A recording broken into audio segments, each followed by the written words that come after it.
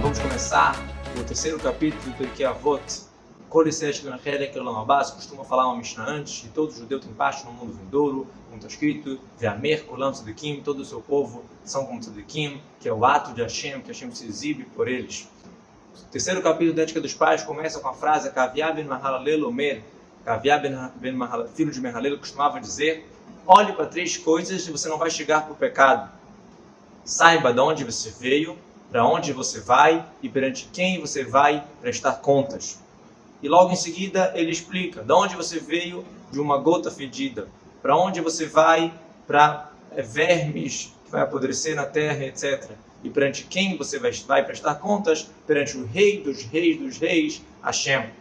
Existem os reis aqui no mundo, existem os ministros responsáveis espiritualmente, os anjos responsáveis por cada país, que são os reis dos reis, e Hashem, ele é o Melech Malchei Malachim, o rei dos reis. Interessante que o Akaviali dividiu a Mishnah em três partes. Primeiro ele falou, medite em três coisas e você não vai chegar no pecado. Depois ele explica quais são as três coisas, saber de onde veio, para onde você vai e perante quem você vai prestar contas. E depois ele explica cada uma das coisas, de onde você veio de uma coisa fedida, e assim por diante. Ele podia falar resumido, medite de onde você veio, que você veio de uma gota fedida, e para onde você vai, e que você vai ser julgado perante Hashem. Podia falar de uma vez.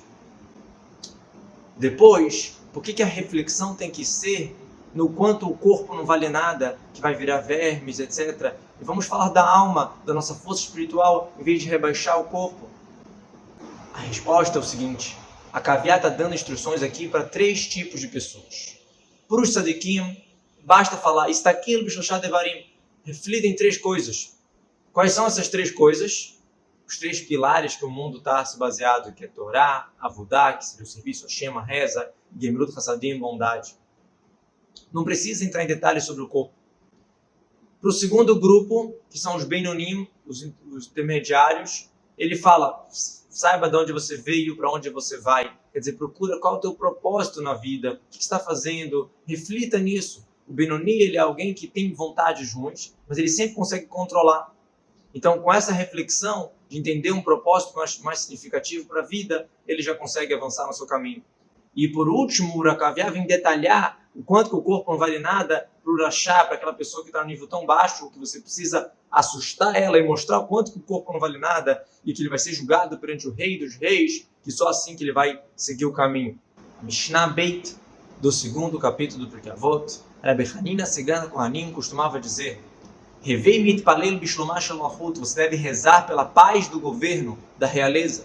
Shel maleh moraai shetreu haim belaô, se não fosse pelo medo do governo, um homem engolia o seu amigo. Muito forte essa frase, muito estranho. Será que um judeu ia engolir, fazer mal para outra pessoa, se não fosse pelo medo do governo? E por que usa a expressão engolir? Podia falar fazer mal, machucar, matar, massacrar, etc. A explicação é o seguinte, às vezes a pessoa ela reflete na sua vida, nas suas vantagens, nos seus dons, etc. E olha o amigo dele que não tem esses dons e é muito abaixo do que ele. E ele quer engolir ele. O que quer dizer? Ele quer deixar que ele viva e tenha tudo direitinho, mas que a vida do outro esteja engolida e dentro da vida dele. E isso é muito ruim. Sobre isso a Mishnah vem e fala que se você refletir e rezar pela paz do governo, a pessoa não vai ter esse sentimento. O que quer dizer? Está escrito que o governo, a realeza aqui embaixo, um reflexo da realeza lá em cima. Assim como o governo digno aqui embaixo, ele dá uma lei igual para todos. A mesma coisa para Hashem, Shaveu Mashvei Katan Vegadol. Você pode ter mais vantagem, menos vantagem, para Hashem todos são iguais. Então se a gente reflete nisso, ele não vai chegar nessa questão de querer engolir a vida do outro, não dar espaço para a particularidade de cada um e um. Depois, na continuação da Mishnah, continuou com uma outra frase de outro sábio, falando que duas pessoas que elas estão sentadas e não tem entre eles ditos de Torá, Harei Zemoshav Letzim, isso aqui é um local de palhaços. Mas duas pessoas que estão sentadas e tem entre eles ditos de Torá, então está escrito que Deus ele senta e presta atenção e escuta, Leirei Hashem, os que temerosos de Deus, ele anota tudo que eles estão estudando. E a Mishnah continua, e da onde a gente sabe que mesmo se a pessoa está sozinho, Deus fixa para ele uma recompensa, como está escrito, Yeshev Badad Veidom Kinatalalav. Mesmo aquele que está sentado e está falando baixinho para si, ele vai receber sobre ele uma recompensa. Interessante, o que tem a ver essa segunda parte da Mishnah com a primeira parte? E por que ele fala que Deus vai fixar uma recompensa para quem está estudando sozinho? Podia falar que Deus vai dar uma recompensa. A explicação é o seguinte: a frase da Mishnah é duas pessoas que estão estudando, que estão sentadas, e não tem entre eles palavras de Torá. Às vezes pode ter duas pessoas estudando Torá, mas não tem entre eles palavras de Torá. Eles não estão discutindo, um não dá uma opinião sobre o outro, cada um é por si. Que nem a ideia do início da Mishnah, que um quer engolir a vida do outro e não dá espaço para o outro. Aí ele fala, isso aqui é Moshav Letzim, isso aqui é um local de palhaços, isso aqui é um orgulho fora do local, isso está errado, esse orgulho. A pessoa não querer aproveitar a opinião de outra pessoa e discutir o assunto de Torá junto, que com certeza vão chegar em frutos melhores.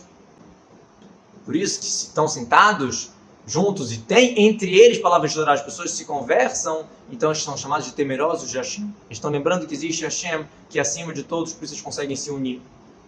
Mas agora a pessoa que está sozinha, ela podia pensar que ela ia estudar a Torá de um modo mais superficial. Quando a gente tem duas pessoas, dá para discutir, dá para analisar e chegar mais profundo.